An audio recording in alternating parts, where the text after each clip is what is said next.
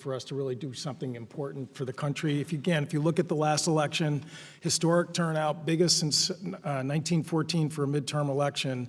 One of the interesting trends that occurred is that Gen Z, millennials, and Gen X actually surpassed, in terms of turnout, the number of baby boomers and up for one of the first times in modern American history. And there is no issue which is more directly connected to that cohort of the population than the work we're doing here today. So we are moving forward in terms of listening to what was the outcry in that last election.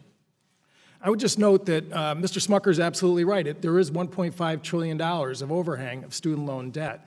But our bill actually addresses it in real, meaningful ways that will put money in young people's pockets. For example, number one, we are going to be eliminating the origination fees on federal student loans. That's 4% off the top that comes out of the loan away from the student. Number two, we are going to clean up the Public Service Loan Forgiveness Program, which was designed back in 2008 with a bipartisan higher education reauthorization that designated discharge of student loan debts for people in key public service occupations who've made their payments over a 10-year period.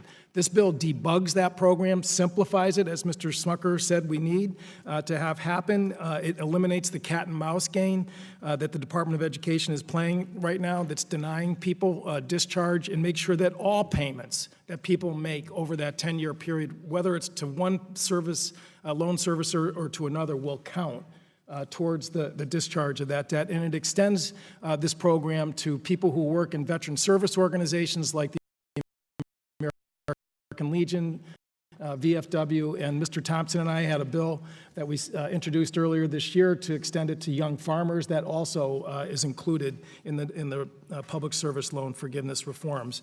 But there is another major part of this in terms of the overhang of student loan debt. It finally creates a pathway for people to refinance their student loan debts. If you look today at the Treasury notes that the federal government is selling, 10-year Treasury notes, it's 1.8% is what they are charging or what they're paying to borrow money.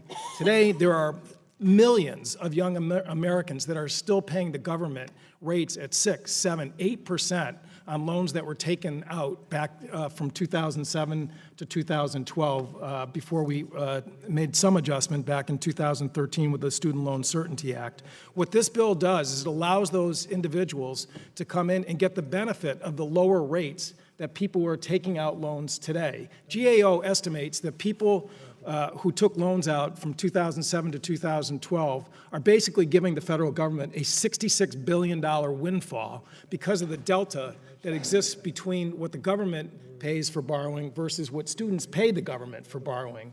So this is a common sense change. This is what middle class families do in a low interest rate environment. They go back in and refinance their house and reduce their monthly payments. And that is exactly what is in this bill. And again, for the life of me, why anyone can't sort of recognize that you're putting billions of dollars of money in young people's pockets with this measure, it totally escapes me.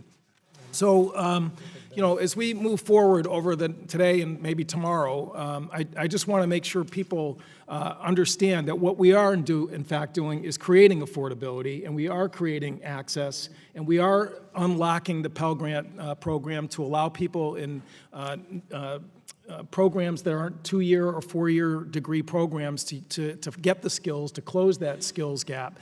And also, by making community college free, you talk to any employer out there right now, community colleges are in fact exactly the place that we are going to build and create new welders, new electricians, new sheet metal workers.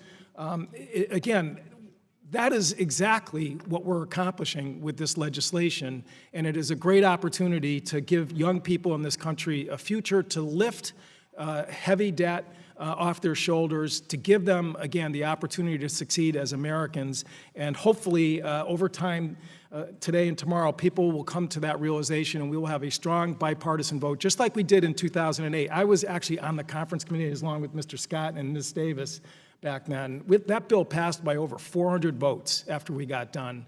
And again, the bones of that bill are very similar to the bones of this bill. And really, it's time to step back a little bit and move forward exactly the way the voters asked us to back in November. Thank you. I yield back.